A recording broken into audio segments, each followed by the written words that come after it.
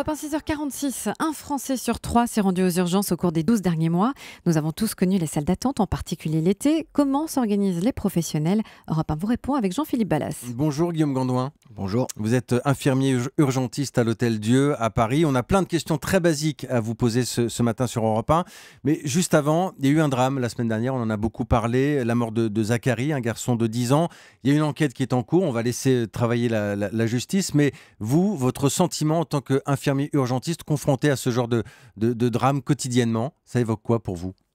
Alors, ce drame, en effet, reste quelque chose d'extrêmement terrible, tant pour la famille que pour les équipes soignantes. En effet, l'enquête, tant administrative que judiciaire, a été mise en place. Il y a une deuxième autopsie qui est demandée, donc on va laisser, en effet, le temps à la justice de pouvoir répondre à ce qui s'est passé. Est-ce qu'il y a eu un problème de désorganisation, de réponse à l'urgence? On ne sait pas encore. Entendre que le SAMU ne se déplace pas dans certaines régions, dans certains quartiers de ville, ça c'est assez décevant de pouvoir l'entendre et c'est assez gênant pour nous, équipe du SAMU, qui justement ne nous limitons à aucune zone, et savoir s'il y a eu un dysfonctionnement pour pouvoir conduire cet enfant à l'hôpital. Pour le moment, on n'a pas réellement de réponse à apporter, mais il faudra que s'il y a eu des dysfonctionnements, on puisse en tirer des conclusions et surtout pouvoir mettre en œuvre des démarches correctrices. On suivra évidemment cette affaire sur Europe 1. Alors, nous sommes au mois d'août, il y a beaucoup d'entreprises qui tournent au ralenti en France, il y a moins d'effectifs. Est-ce que c'est comme ça aussi aux urgences ? Alors ça dépend de la région dans laquelle vous habitez. Il y a des régions qui vont se désertifier du fait des vacances avec des mouvements de population vers d'autres régions. On voit bien que le sud de la France, toutes les régions qui sont en bord de mer, voient leur population augmenter. On a donc des urgences qui s'aménagent. Il y a une vraie répartition géographique alors? Il y a une vraie répartition géographique des mouvements de population, en effet. On voit, nous par exemple sur Paris, une diminution du nombre de Parisiens qui viennent consulter aux urgences, mais une augmentation des touristes. Donc les urgences s'organisent en fonction des régions, augmentent leur nombre d'effectifs, réouvrent certains services d'urgence comme au Pratel, où on a un service qui ouvre justement pendant l'été. Spécialement. Donc ça, c'est des organisations qui sont propres à chaque région, qui sont organisées avec les ARS et qui permettent justement de pouvoir répondre à cette demande. Alors vous parlez des touristes notamment. Est-ce que les types d'urgences changent beaucoup pendant les vacances, les types de pathologies, le profil des patients? Alors en fonction des régions où vous êtes, oui, vous avez des pathologies qui vont être liées à la chaleur, qui vont être liées au soleil, que vous n'allez pas retrouver le restant de l'année. Vous allez avoir des pathologies qui vont être liées à certains sports pratiqués pendant l'année. Vous avez après toutes les piqûres de méduses, de guêpes, tout ce qu'on retrouve en termes d'animaux, les petits bobos habituels.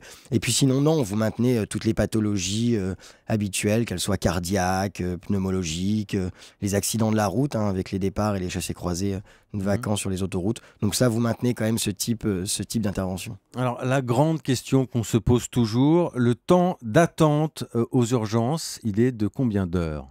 Alors, il y a eu récemment une étude qui disait que les patients n'attendaient pas plus de 4 heures. Alors, je ne sais pas trop où est-ce que cette étude a été faite. Ouais. Pour ma part... Il y a des gens qui rigolent en vous écoutant. Je pense qu'il y a des gens qui, en effet, ont attendu plus de 8-9 heures dans des salles d'attente.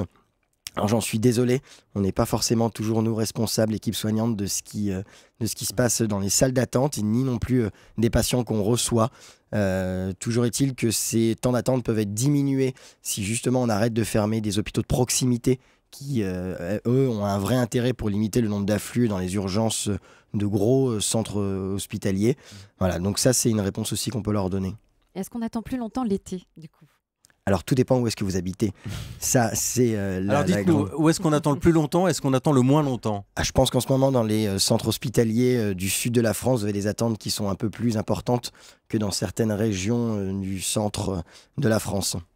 Alors, autre question très basique, est-ce que les gens qui viennent aux urgences viennent aussi parfois pour éviter tout simplement de payer le médecin et d'être pris en charge? C'est vrai ça? Il y a une vraie modification de la population qui consulte aux urgences. Moi, je me souviens, quand j'ai commencé, on avait une certaine précarité, certaines populations précaires qui venaient consulter aux urgences parce qu'en effet, on avait la possibilité de ne pas avancer les frais.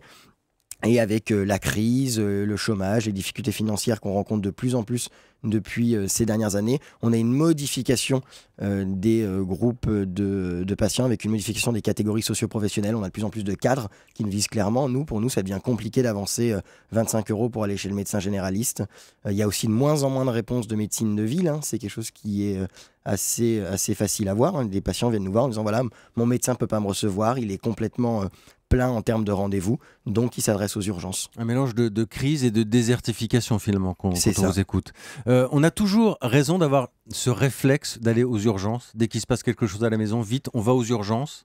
Alors j'ai envie de dire, en tout cas, vous ne pouvez pas avoir tort. Ouais. Voilà, vous avez un symptôme, vous avez une crainte, vous avez une question, vous avez besoin d'avoir une réponse. Cette réponse, elle peut vous être donnée par votre médecin généraliste si vous arrivez à aller le voir. Elle peut vous être donnée par le SAMU Centre 15, c'est le numéro que vous composez, et vous aurez un médecin qui peut justement vous orienter, définir le degré de gravité de votre symptôme, et puis vous pouvez aussi venir aux urgences.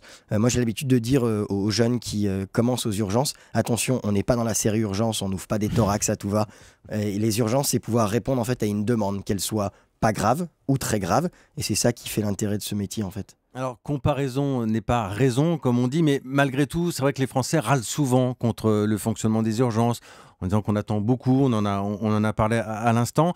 Mais quand on se compare à l'étranger, vous vous dites quoi? Que finalement, on n'est pas si mal loti?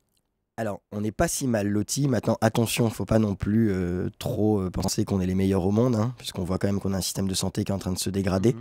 Donc ça, il faudra quand même faire attention les années à venir à préserver ce système de santé. Maintenant, oui, en effet, on a une réponse qui est quand même très bien organisée, que ce soit en préhospitalier, avec la possibilité d'avoir le SAMU, des ambulances privées, d'avoir les pompiers, d'avoir des médecins à domicile. Ça, on est quand même plutôt bien adapté à ce niveau-là. Et pareil, au niveau des urgences, vous avez quand même toujours une réponse qui est adapté à votre demande. Merci beaucoup, Guillaume Gandouin, infirmier urgentiste. On vous souhaite bon courage là pour le mois d'août. Merci beaucoup. Et merci d'avoir répondu à nos questions ce matin sur Europe 1.